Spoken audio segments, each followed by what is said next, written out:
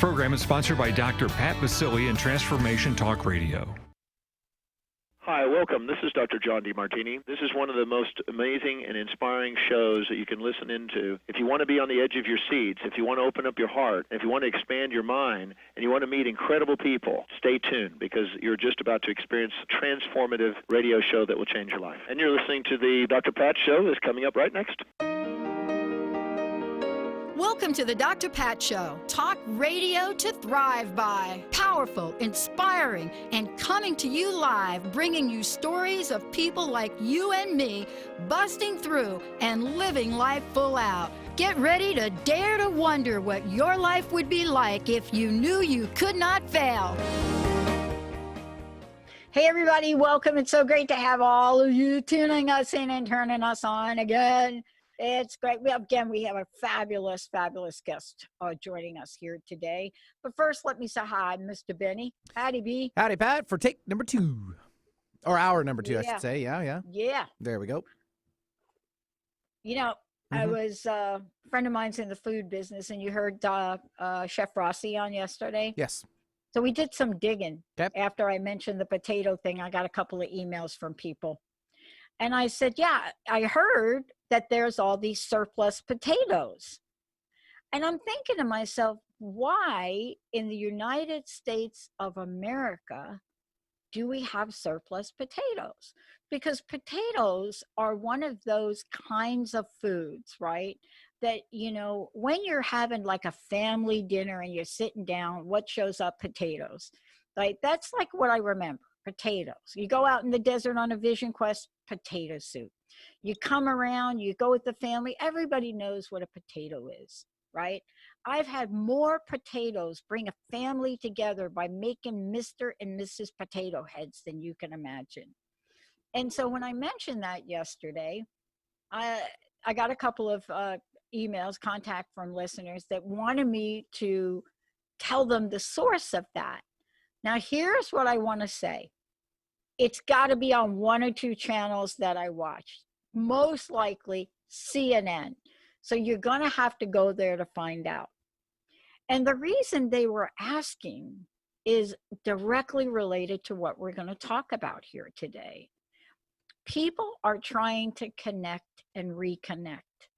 They are connecting. And why would this have anything to do with connecting?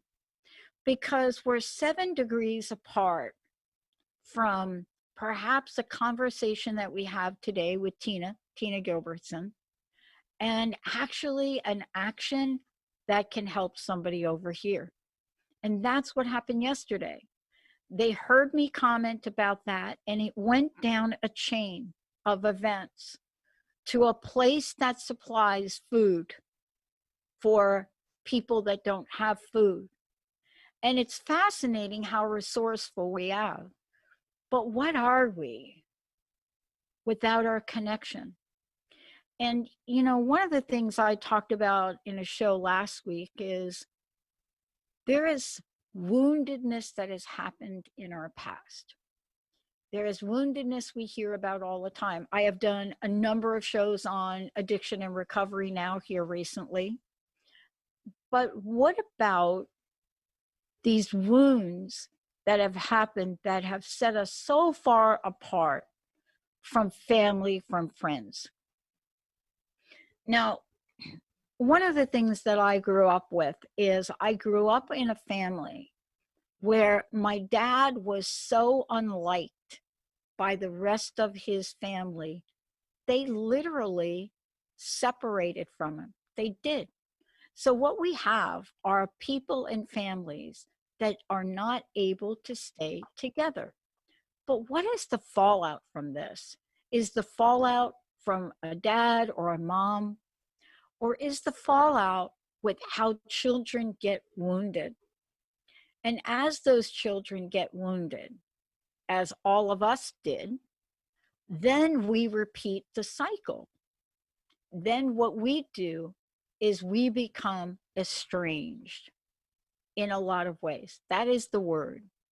When you hear stories about, I haven't talked to my mom in 35 years. I haven't talked to my sister. I haven't talked to my, what does that really mean? But that's the work of Tina Gilbertson, who's joining me here today. It is the work of this psychotherapist, this author of Reconnecting with Your Estranged Adult Child. And her work has been featured everywhere. But do we know what that really means? Who is that to us? Who is the estranged adult child in each and every one of us? Who is that? Do we know it even exists? Boy, do we have a lot to talk to Tina about. Tina, welcome to the show. Thank you, Dr. Pat. Thank you so much for having me on the show. It's a privilege to be here. Whenever I say that you're a estranged adult child, so many things come to mind, right? Right. I love that you're using the term estranged. I love that you're using it because we can beat around the bush with this, or we could try to help people. Right. So let me ask you this question. I gave a brief introduction of you, what you've written about, but here's my question. Given everything you've done, and there's always a story behind somebody that brings out something as powerful as this, given everything you've done, everything who you are, what are some of the challenges that you personally had to overcome to bring you here to this moment? Wow. You know, there are many. I mean, I have my share. I don't have more than my share. But you know, the first thing that comes to my mind when you talk about challenges is the present circumstance, that this pandemic that we're going through, and the challenge for me in particular, the challenge in particular of letting go of the plans that I had for 2020. This notion that here's what the year is going to look like. Here's what I'm going to be doing. Here's where I'm going to be going. And boy, what a difference a month makes. So that's been a real big mental shift to have to make. Yeah. But I think it's educational. It's informative to have to do that in a way that I've never ever had to do, that none of us have ever had to do before. I mean, the future is always uncertain, right? But now it seems more uncertain. Yeah. I mean, it's interesting we're talking about this now, right now. And there's so many things I want to talk to you about the book, right? But first of all, you could have never predicted that you'd be writing a book that would be released in this day and time right now. That's absolutely true. Right? Yes. Right. It changes things. The other thing is when we think about what you're bringing forward and the conversation of what this is about. And I'm trying to remember the exact words, you know, so I have it here in the introduction of your book, right?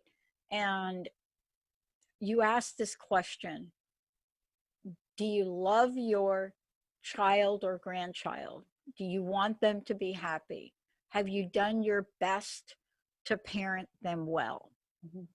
And then you go on to say, if you're reading this book, I bet you'll answer a definite yes to all of these questions. And then you go on to talk about this in the book. I don't think any of us wants to believe that we haven't done a good job. Of course we don't. Right? But boy, parenting, it's in its own a workload. It's a workload, and it's also a source of tremendous shame for pretty much any parent who's paying attention, because it's so obvious that you cannot do it perfectly. It's impossible to parent another human being in some perfect way so that they never get hurt. They're never disappointed in you. They never have experiences that stay with them in a negative way. I mean, it's just it's so impossible, and yet there is this stigma to the idea that you haven't parented well. You're supposed to be the perfect parent, right? And part of being the perfect parent is your kids love you so much. They always come home for every holiday. They call every day or every week. You know, that's sort of proof, supposed proof of adequate or even excellent parenting. So when you don't have that and they're not calling and they don't want to come home for holidays, it can feel like it can just pierce you at the very core, where there's all this shame sitting there waiting to be activated. Yeah. I mean, I opened up the book and I've read through the beginnings of the book. And I want to go over this with you and talk about it, because if you jump around, if you're a book reader and you jump around, here's what I want to say to you all. Don't jump past the introduction of this book. Don't do it. Because what happens out of the gate, Tina, is that you cover what I think is one of the most important things to out of the gate to say to people. And I've done numerous shows on this. And that is one of the greatest struggle between parents and children. And believe me, I'm an adult child of an alcoholic and drug mother who not by her choice is not the kind of addict and alcoholic that you watch on your favorite, murder show. This is a white woman that otherwise looks like she had everything going for her. But back then you kept women quiet by giving them prescriptions. Thank you, Dr. Jacoby, right? Right. But out of the gate, see, all of my years trying to figure out this or that is solved in the first paragraph of your book and the things to know before we go. This is brilliant. When we come back, I want to talk with you about those things right out of the gate, because the number one thing that I hear when I work with people either in recovery or that have family members that are addicts, alcoholics, or in recovery is the first paragraph of your recommendation. And I'm telling you, it is the least talked about things when it comes to addiction. And I think it's one of the most important. But when we come back, we're going to take everybody on a journey, because what Tina has outlined here is literally a checklist for you to say, if you're not this, you can be this. If you're this, you can do this. That's what we need if we're going to build relationships. Stay tuned. We'll be right back.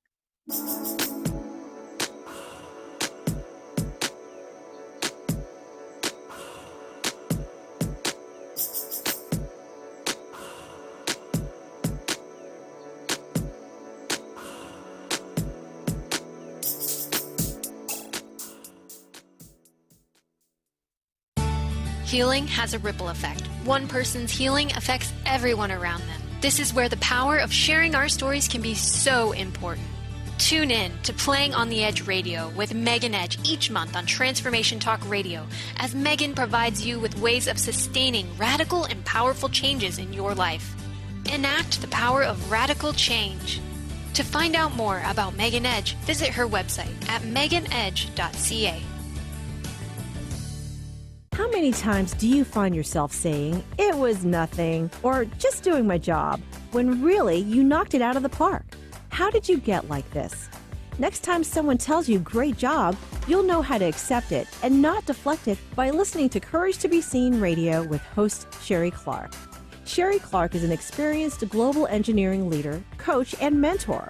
From her experiences one-on-one coaching to corporate consulting and executive coaching, Sherry has learned many women need at least 3 things to discover and face success. Learn about the ACES program, how to survive male-dominated fields with grace and authenticity, and reach the top without ever once giving up on who you are. Courage to be Seen host Sherry Clark explores the awesome power of your entire self and how far you can go by being more you. Check out her website, CourageToBeSeen.com. You have the courage to be seen. See you later. How would you like increased health and vitality? How would you like to avoid the onset of disease as well as slow the aging process? This is all possible through a simple, safe, and natural process. Every day we are either moving toward wellness or away from wellness. Hi, I'm Mary Jane Mack. I'd like to be your partner in achieving optimal health. Contact me now at maryjanemack.com or call 425-392-0659. Visit maryjanemack.com. How do you feel? Just okay? Well, how about you tune in and get ready to be more with the Healing Hour with me, Doc Martin, every third Wednesday at 11 a.m. Pacific on TransformationTalkRadio.com. I'm ready for your questions, and I can't wait to help you find the answers. Every month we'll have a new live call-in show with innovative topics and a powerful hour of healing. To learn more about me, visit DrSharonMartin.com. See you there. I'm going to be here. You won't want to miss it. Did you know that when we talk about the Earth's ecosystems, the most important ecosystem has been left out? We created the ecosystem approach to recapture human potential. Find us at theecosystemapproach.org. Join us every Monday at 1 p.m. Pacific Time and 4 p.m. Eastern Time for the Ecosystem Approach Show with Jason and Patricia on TransformationTalkRadio.com.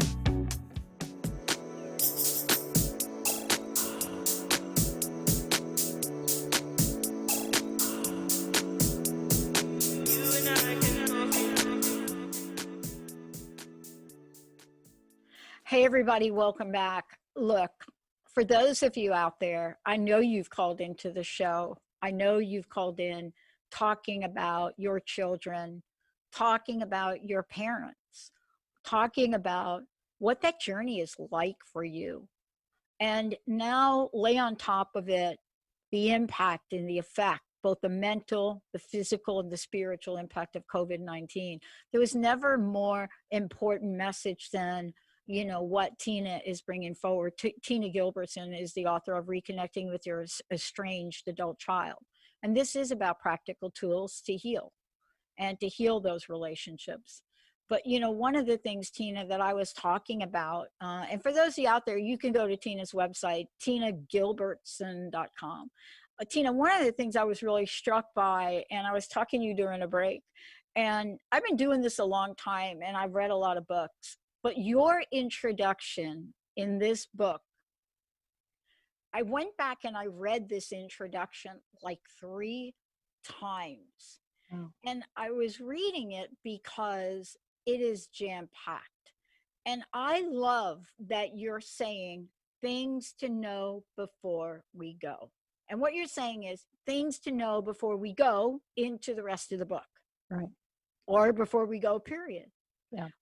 But there is a checklist here that isn't just a checklist, but it's almost like it's a sanity check of what this journey is like, if you choose to accept it. Can we go through this? Because out of the gate, you talk about what I feel is one of the most important and compelling aspects for parents of children that are in recovery or have an active addiction. They need to know this. Can we talk about this list and why this was so important for you to include this Absolutely. checklist, so to speak, right out of the gate in the book? Yeah, and I so appreciate your bringing this up and highlighting the introduction, because I did want people to be prepared to read the book, to let them know what are you going to get and what do you need to already have in order to get it. Or where, what just to kind of set expectations. I think it's important to set the stage when you're giving people lots of information and tools, because if they just dive in and start using them, they don't have a foundation for doing that. And they may have expectations that are kind of way off out of where they need to be. So yeah, I really appreciate your highlighting the introduction, and I'd love to discuss it. Yeah, let's go through it from your perspective, because I think that what you're hitting upon here are literally key points for growth, period. I think. Yeah, so I thought it was important that people know that addiction, which is very common, is a special kind of a situation. And that if addiction is at the center of an estrangement, the reason, the cause of an estrangement, this is not the book that is going to help you solve that problem. That's Addiction right. requires intervention. It is a serious problem that requires professional help, I think.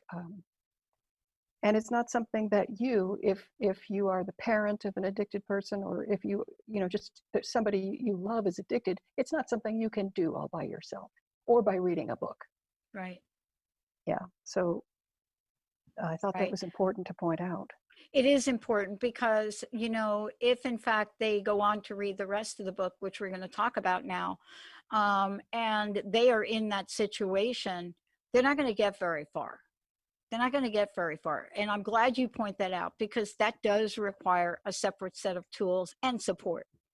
And you know this, and you must you must work with countless peoples about this, or you would have never made your book. The other thing that you talk about is if you have custody of and a close relationship with your child at the time before they became an adult, or someone seems to be turning her against you now, right? That's an interesting situation. I come into a family where my mom passes away, my dad remarries, and boom, here we are, this blended family of something or other, right? And that engages in a whole aspect of different other familiar kinds of effect, right? Right. And you go on and just lay out a number of scenarios for people. Like if you're a child under the age of 30 or have recently left home, right? These are important milestones in life that you're talking about, aren't they? Yeah. Yeah, I think in the case of where I'm talking about, if you had custody of your child, and the book assumes that you developed a relationship with your child when your child was a child, a kid, a little kid. Yep. Because there are people who are separated from their children at a very early age, and there has not been a foundation built for a relationship. And that's a very special, different case. I mean, that's not the assumption that I'm making in the book, and I just wanted to make that clear. And the other thing that you mentioned, which is a young adult or an emerging adult, that is definitely something that I talk about a lot in the book. But I do say in the introduction that it may be a little while before you want to put certain practices in place, because they simply may need more time. They may need time without you making attempts to repair the relationship, because that is not a time of life typically when people are looking to make repairs in a relationship with their parents. They're looking outward at the world rather than inward or backward at the family of origin. But it doesn't mean that you never can. Yeah. This is a great time to develop a lot of understanding about the relationship and planning for the future. Boy, I'm telling you, I was struck by, your conversation about it cuts both ways, because when you're in the middle of it, now look, I was let out of my house when I was 17. I came home one day and found all my stuff on the lawn. And I ended up homeless for a while. And it really took a lot for me to understand, and I didn't do this till later, right? But for me to understand what I was contributing to that, and certainly what my parents contributed to that. But it took me a while to figure that out. But between the time of that point in time that happened, and literally reconciling with my stepmom, right? Between that time, there is so much that comes up between you, the child, and them, the parents. And your book lays that out so beautifully. Everything from, wow, now I have a birthday, nobody's coming, holidays, right? What it's like to have an empty chair at the table and do that empty chair on purpose. There are rejection on both sides. But when we talk about it, it never seems quite that complicated. The situation you're describing pretty much breaks my heart. I just wanted to say that you were put out as a child, basically still 17, and put out of the house. I assume that most of the parents who read this book are more on the receiving end than the giving end of rejection. Yeah. Because I don't know even what to say to a person who feels that rejection from their parents. That is a very different thing. I don't think it's symmetrical. You know, I know that parents feel deeply hurt by being rejected by their children, but I do think it is different to be rejected by a parent who nature says is supposed to love and cherish you. I mean, that's natural, right? It's considered natural. The parent would die for the child.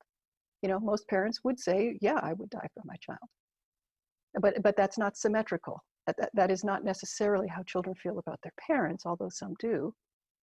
But to be a child rejected by your parents is I think it's a different experience from being a parent rejected by your child. It's a different experience, but I think here's the thing I love about your book is that when you read this and you read your message, it is so beautifully written that when I went through it, I literally thought about the many people I've known in my life where a child, for whatever reason, and we're going to talk about those reasons during the show, for whatever reason, and to hear parents describe it, it's as if one day I woke up and my child didn't love me anymore. And to be able to reconnect with that child after feeling that, wow. I mean, this body of work you've taken on, man, this has got to be a soul's calling for you. It is. Yeah, thank you for saying that. That's exactly what it is. And hearing you talk about this makes me also kind of remember that the parents who are reading this book and feel that rejection by their child have also perhaps felt rejected by their parents. So this does run deep. And sometimes that rejection is not as overt as here's all my stuff on the lawn. Sometimes it's more quiet, more subtle, a feeling that I'm not enough, you know, that my parents aren't that interested in me because I'm not enough. You know, we're going to talk about that when we come back, because I'll tell you, there's so many different things in the book that you shine a light on, and you do it beautifully. And the one thing that I latched onto, which later on for me became a lifelong journey to understand it. When we come back, you know, I want to talk with you about emotional estrangement. See, that is something that is going on left and right, upside down and sideways, and we don't know what that means. And I think in your book, you say something like, estrangement doesn't mean cut off. Sometimes parents feel estranged from their children, even when they're having like regular contact, right? Yep. And if that happens, how is that being accelerated through COVID-19? Let's take a short break. Wow, we've got a lot to talk with Tina about. And the book is filled with stories and examples. And boy, I'll tell you, you know, when you get to the part of the book that talks about on again and off again, boy, does that give you a sense of the roller coaster ride that Tina is now providing solutions for. Stay tuned. We'll be right back. Loving you isn't the right thing to do. And how can I ever change things that I feel?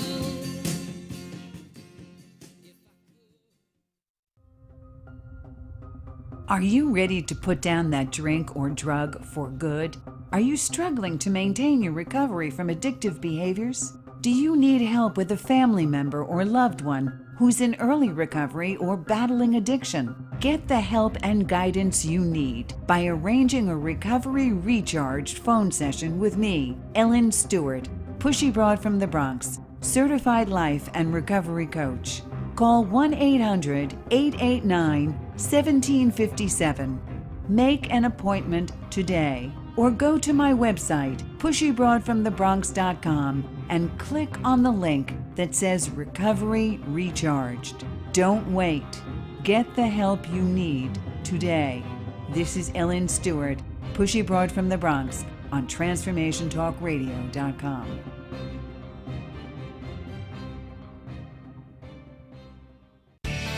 Your eternal purpose is calling out to you each and every day. Are you listening? Tune in to Dynamic Destiny Radio with Coach Pete Cafarcio every first and third Wednesdays at 9 a.m. Pacific on TransformationTalkRadio.com. Learn to be your authentic self and live the life that you were destined for. Learn practical tools to discover your purpose and conquer other fears that keep you stuck in a life of mediocrity.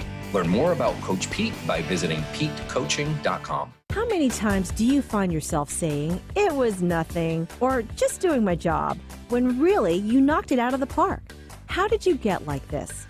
Next time someone tells you great job, you'll know how to accept it and not deflect it by listening to Courage to be Seen Radio with host Sherry Clark.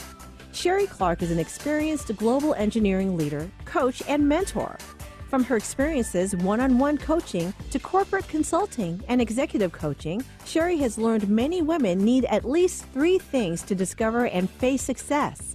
Learn about the ACES program, how to survive male-dominated fields with grace and authenticity, and reach the top without ever once giving up on who you are.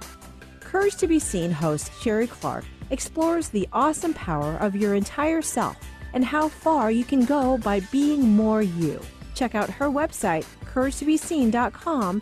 You have the courage to be seen. See you later. Some people dream of freedom before they know it even once. What happens when we find ourselves in unimaginable freedom? Retired, children are grown, we've moved on from caregiving, and don't know what to do with all that time you never had before. Well, it's your life. It's up to you now. On the hit new show, Fresh Courage, it's your time to shine with host Sharon Rolfe on TransformationTalkRadio.com.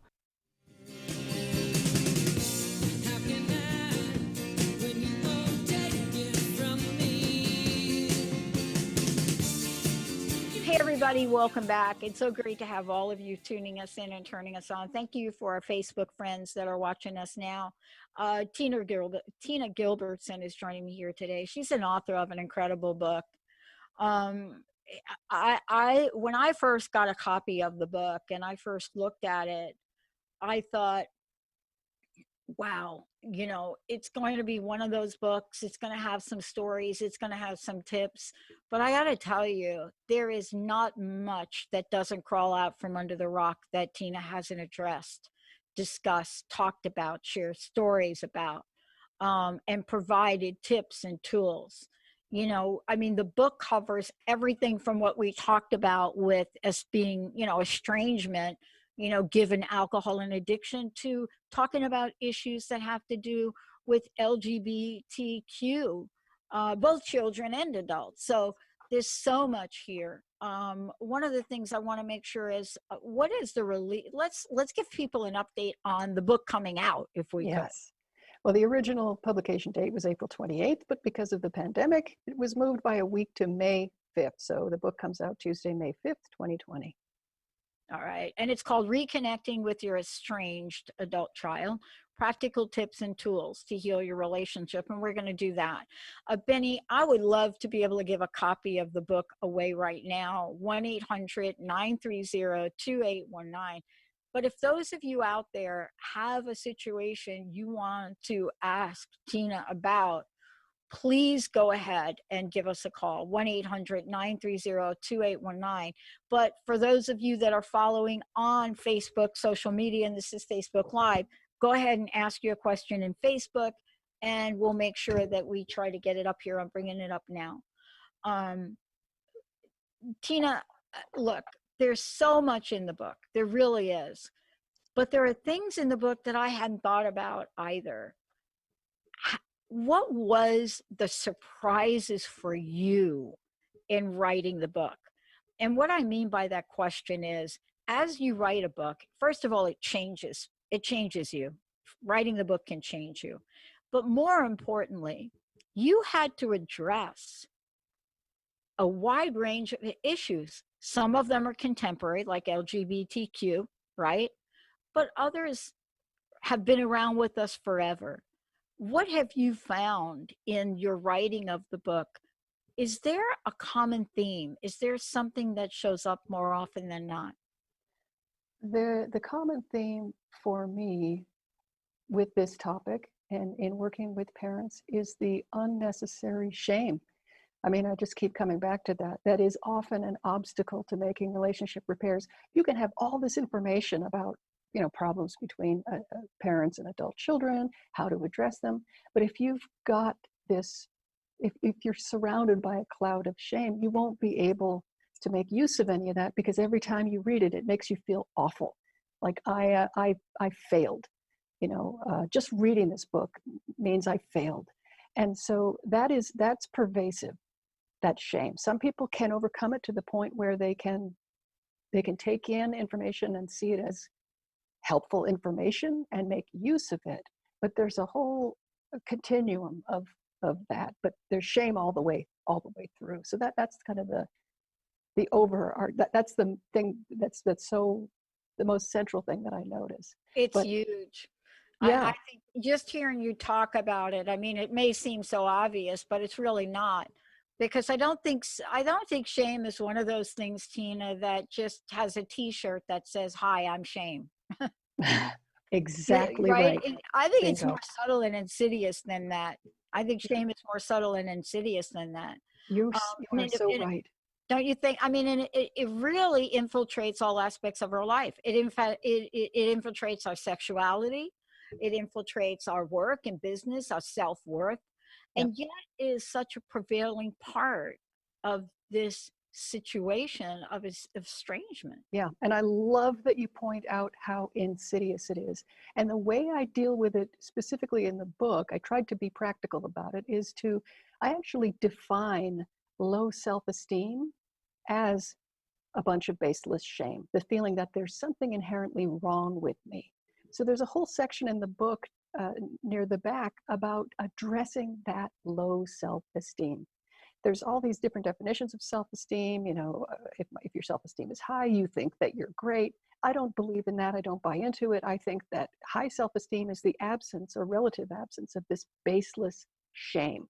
It all comes down to that. And you are right that it is insidious. I think it's some level of shame is there in all of us, because all of us were once children who got told, stop doing that, that's disgusting, or you got your dress dirty, or you're making too much noise, you know.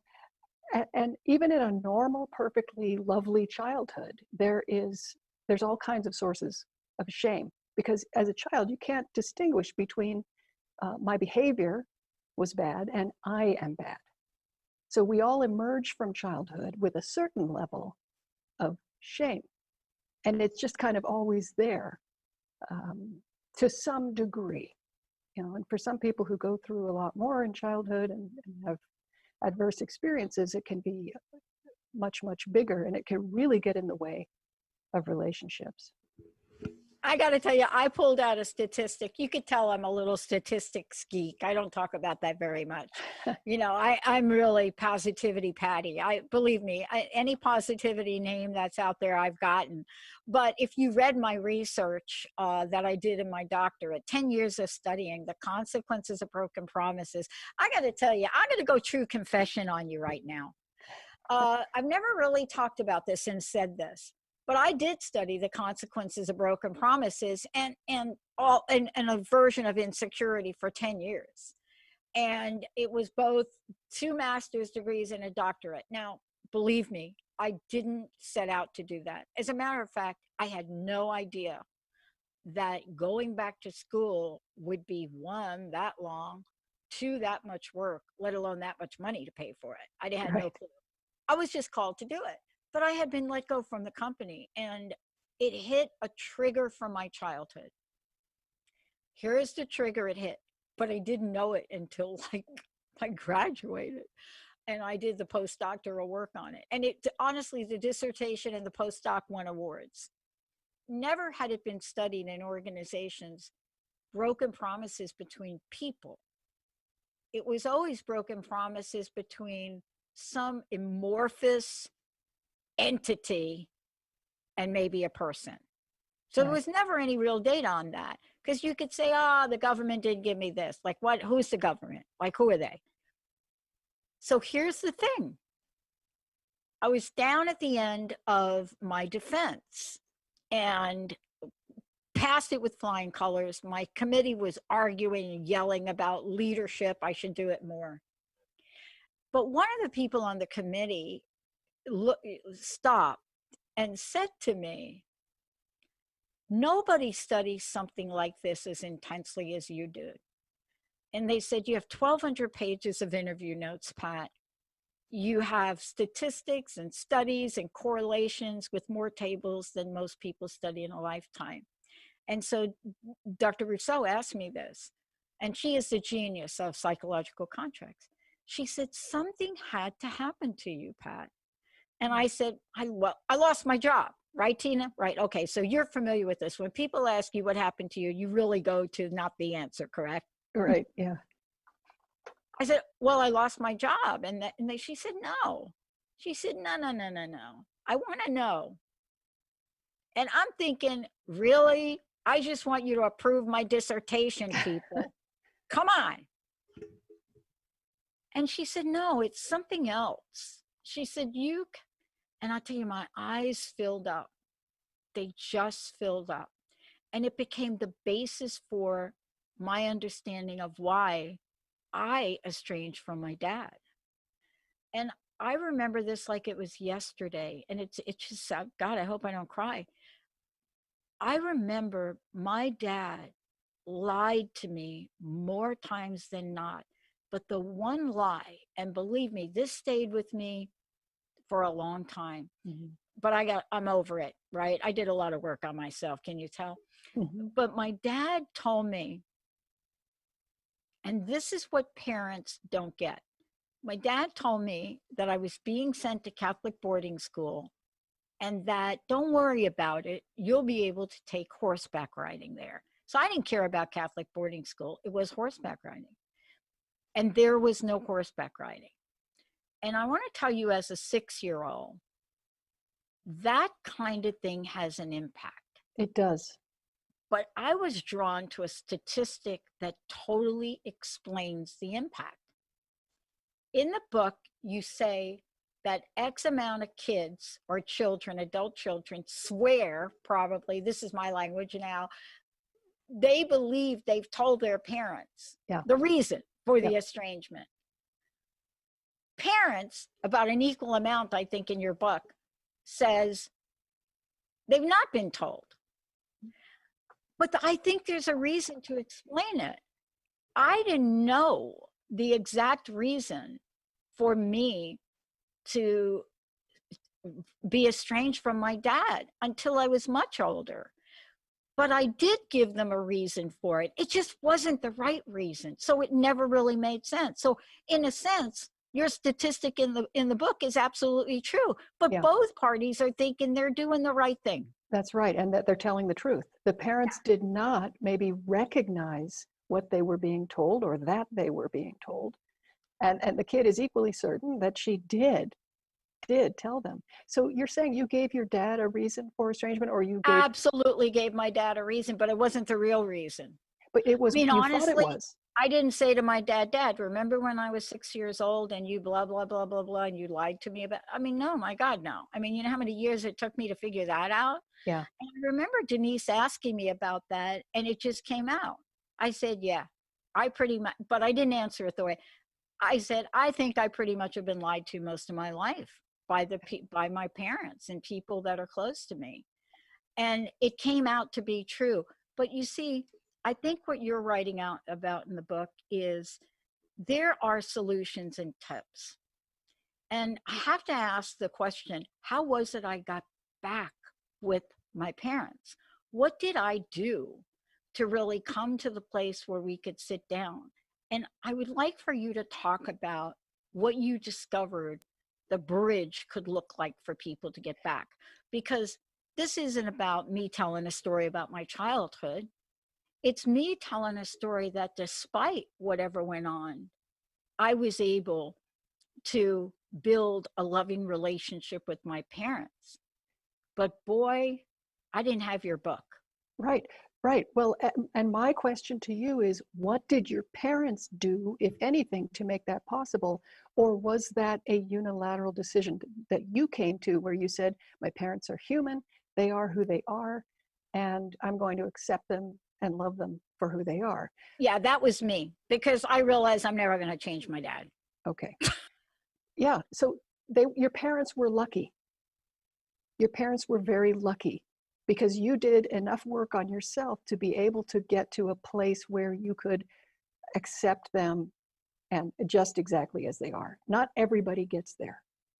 And so for if they hadn't been so lucky and hadn't had you for a daughter, but may have had somebody else, just somebody different, and they had not, I mean, I guess I wanted to know, did they do anything different? Did they make any apparent efforts to change the way they related to you? I think my stepmom did. Yes. Okay. My stepmom did. And I have to say that I'm one of the more fortunate people. When I'm reading your book and I'm reading about the do's and don'ts, and I'm thinking about the people out here suffering now. You know, people that have parents they're not talking to, you know, parents that have kids that, and everybody is scratching their heads at some level, if in fact they are open-minded enough to want to find out why. Yeah. And, you know, there's an aspect of this we haven't even talked about, but I mean, now enter in the divorce rate we're seeing. And the levels of divorce, albeit there's not a lot of it going on now, but I have a friend that predicts it's going to go through the roof after this. Yeah. But how do you help people heal this wounding? Tina, how do you help people? Because obviously you are, and your book screams of scenarios that you've helped people get through. Yes. And I mean, I had to write a book to answer that question, but let me try to answer that in a shorthand kind of way. The breaks inside of ourselves are often precursors to the breaks in our relationships. So to help someone feel more whole, to help someone heal their own emotional wounding and work through their own emotional history, that is a shortcut to working directly on the relationship when the other person isn't available. In other words, the parents heal their relationships with their children from the inside out when the child is not available. So that means the parent doing her own work, noticing the ways in which she's been let down, the ways in which she's been hurt, the ways in which her child's behavior is triggering old wounding for her. And when the parent is able to heal further, she comes to the relationship from a very different place. She's no longer the person that child walked away from to begin with. She is a different, more whole version of herself. And the relationship with the child will be different as well because of that. And the child may not know that yet because the child hasn't met the new parent, the parent who has healed some more. But the more the parent moves into that place of healing, the more likely it is that a reconciliation will be possible, because so much of what goes wrong between parents and children is going on inside of the parent, also inside of the child, but the parent is the one with the power to set that tone for that relationship. Yeah. If they're not lucky enough to have a child like you, who did so much work on her own that she came willing well, I have to tell you that I'm here today, and I think the person that I'm here today is I give so much thanks to Linda and her family, because they literally took me in a lot of different ways. But you know, I think that when I look back and I think about the time gap between that, there's so many parents and so many children right now that are so far apart in the reconciliation process that I'm hoping that your book and even the folks you're working with, it's going to help start to build the bridge. I mean, the world we live in now, we even have, I think we have disorders called attachment disorder or something like that now in the psychology guide. Yeah. You know, attachment, what is that? Well, that's a whole nother show for you, I think. That's a whole nother show for both of us. But my point to you is, this is a book that is so needed. I want to ask you, I know we've got a few minutes left. For people that are listening to this, and as you continue to do more of these interviews, I'd love to know your vision for folks when they read this, your vision for how perhaps some of the things you suggest can be enacted. Well, mostly what I hope, the book is for parents. Parents, both parents and children who are hurting right now, who are separated and who are hurting, both parents and children feel powerless to change the situation. Both of them don't know what to do. Both of them would love for things to be different. The child who has estranged himself may have given up for now, because he's like, you know, if he knew what to do, he wouldn't have walked away. Walking away is usually the last resort of somebody who doesn't know how to make a relationship better. But the parent feels equally powerless. What I'm hoping the book does is it takes the parent to a place where they realize that they are not powerless. When someone cuts you off, that person feels like they have all the power. I mean, it feels to you like that person has all the power because they're not talking to you, and what can you do, right? So, but there's an illusion there. If you are a parent and your child has cut you off, you are more powerful than you know to take steps to reset that relationship. You've got to educate yourself on how to do that. There are many different ways, and it kind of depends to some degree on the situation. For example, if your child has complained a lot that you neglected them, then you need to, if you want to have a good relationship, you need to demonstrate to them how much they mean to you and how much they care. That's not the problem in necessarily all or most cases, that the parent has been accused of being neglectful, but sometimes it is. And then it's clear what you need to do is you need to show up in a way that lets the child know they're not neglected. So the parent has loads of power, and that's what I'm hoping the book conveys and convinces them of. Yeah. And, you know, so often I have said in doing a show like this for as long as I've done it, is there's got to be an opening, right? There's got to be an opening for levels of change. You know, I've done this work in organizations, and every time I do this work, especially with a group, a team, a group, an organization, I'm always looking for the opening. I'm always looking for the opening, and sometimes it doesn't seem like it is an opening. Exactly. But I think in 99.9% of the cases where an adult child has cut off in an angry or dismissing way, the opening is invisible, but it's there because all of us would love to be able to have a relationship with our parents if we could, if it were not hurtful to us, if it were something that enhanced our lives. We would love to be able to have a relationship with our parents. So it may not be clear from the child's behavior that they would like to be able to do that if things were different. But in fact, it's really hard to be that person who doesn't talk to your mother or doesn't talk to your father. It's hard to be that person in society, a society that values family. So I think in most cases, there's certainly hope. And even if the child is standing there with crossed arms, no way, I don't want to have anything to do with you. You are their only mom or their only dad. And you do have the power to, in a authentic, generous way, to really make the most of the opening that is in there somewhere. And that's a powerful message for today. Please, I want to thank you so much for joining me here today. Would you mind giving out your information again? Tell people how they can get a copy of the book and also how they can find out more about you. Thanks, Dr. Pat. The book is called Reconnecting with Your Estranged Adult Child. It comes out May 5th in the US, somewhat later in the UK, I think May 28th. You can find out about me and my publications and my work at TinaGilbertson.com. Thank you so much for today. Last question, what's your personal message? What do you want to leave us with today?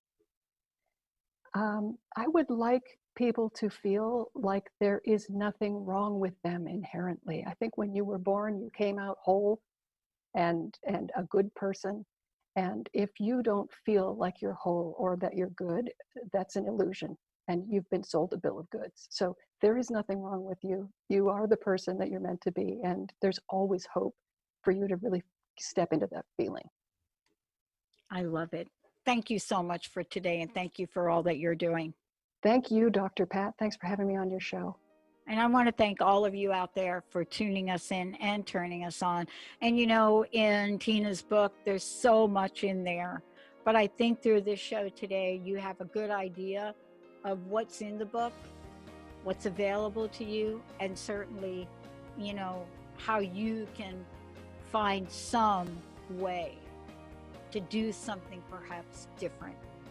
Because love does rule. Thank you all for tuning us in, turning us on. We'll see you next time.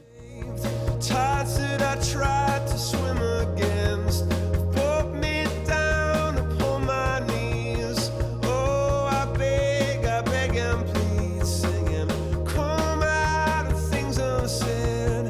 Shoot an apple off my head and a trouble that can be. The views expressed on this program are those